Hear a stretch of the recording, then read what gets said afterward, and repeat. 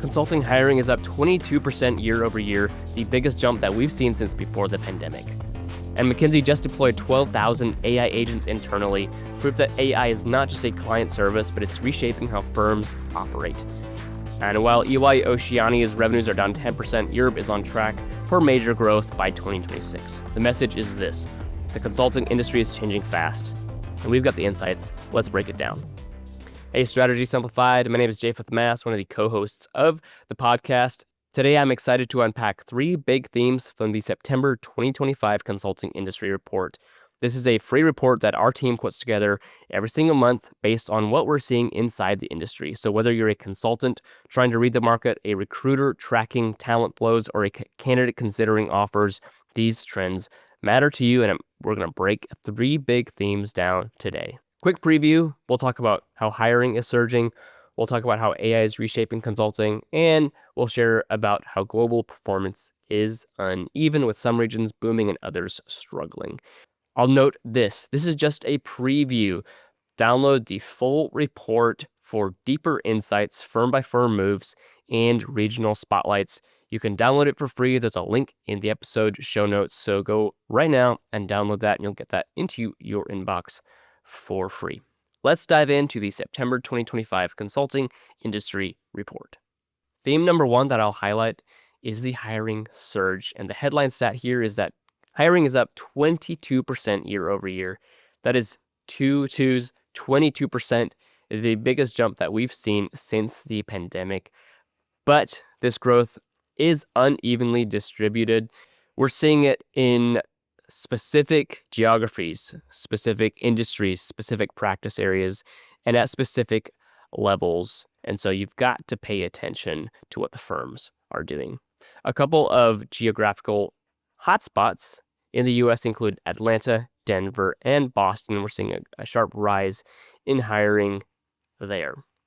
What's not so hot is entry-level hiring. Many firms are starting to slowly cut back on hiring entry-level analysts. For example, PwC recently announced that it would cut hiring by about a third within the next couple of years for straight out of school hires. And so firms are prioritizing folks with a couple of years of real-world work experience over folks fresh out of school. Let me highlight a few roles and skills that are in demand. Technology leads and AI and machine learning strategists. So if you can strategize an AI plan and take that from strategy to implementation, firms want to hire you. Next up, the classic generalist model for consulting is being reshaped, and it's giving way to a focus on specialization. So we're seeing a rise in specialist roles and a decrease in generalist roles. Firms want you to have a specific set of skills. So there's a big prize for candidates with specific experience that the firms are looking for. And so if you can demonstrate on your resume, you have this applied experience that gives you a huge edge up. This also translates to what you can potentially earn. So if you've got the right type of experience, firms may be willing to pay you more. Specifically, if you got AI or trade experience, you might be able to get up to around a 10% salary premium. The major takeaway here is that if you're breaking into consulting today, the bar is higher, but the opportunities are broader for those with specialized expertise. The major takeaway here is that if you're breaking into consulting today, the bar is higher, but the opportunities are broader and greater for those with specialized expertise. Let's move to theme number two, AI disruption. The headline here is that we learned that McKinsey just deployed 12,000 AI agents internally. That's a lot of AI agents. And it's proof that AI is not just a client service. It's not just what McKinsey does for their clients, but it's changing the way that McKinsey operates. Not just McKinsey, tons of other consulting firms as well. Let's talk about a couple of the things related to AI. Number one, client demand. So top areas of demand that clients are hiring for.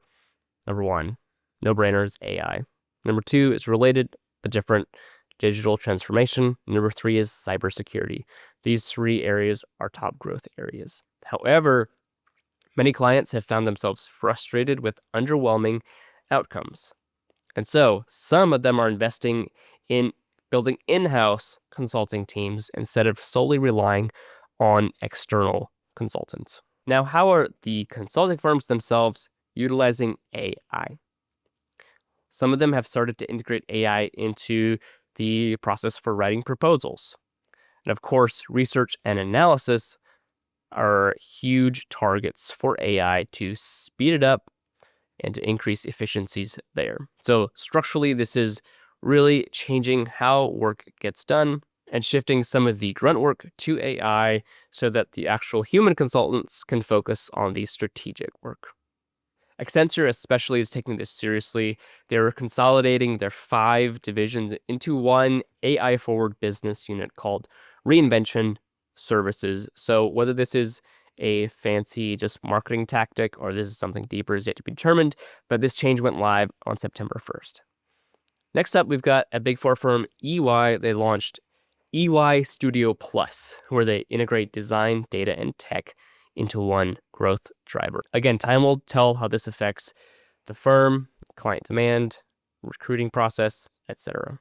Next up, AI is creating space for boutique firms to move in and to leverage AI to capture some market share. So for example, boutique firms like Perceptus are leveraging AI for faster proposals and cheaper pricing, so they're able to undercut what some of the bigger firms are doing. The big picture here, AI is a double disruptor, driving both client demand and transforming how consulting itself operates. Firms that adapt quickly are gaining ground.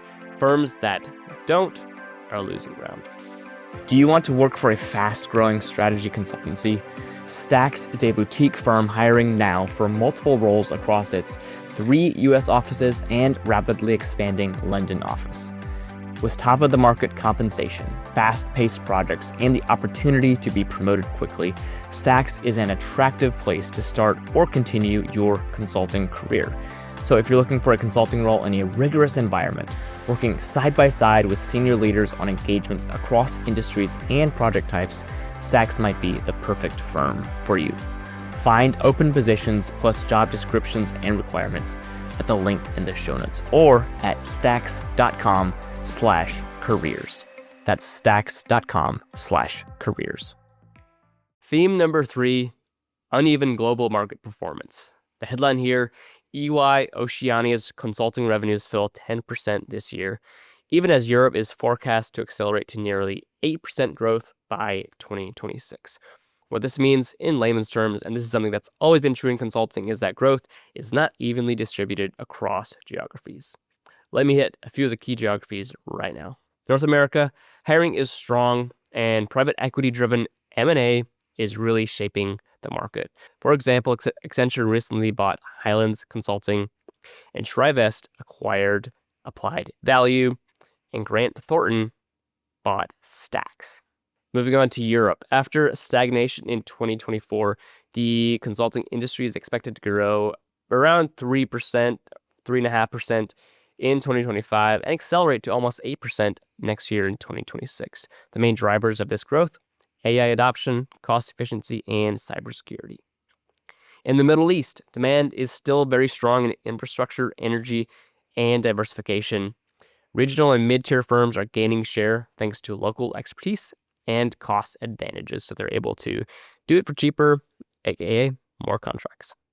And then moving on to Asia Pacific, like I mentioned, EY Oceania's revenues are down around 10% due to delayed tech projects and cautious clients.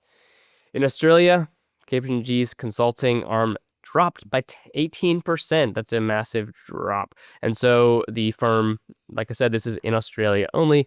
They're restructuring and putting new leadership into place.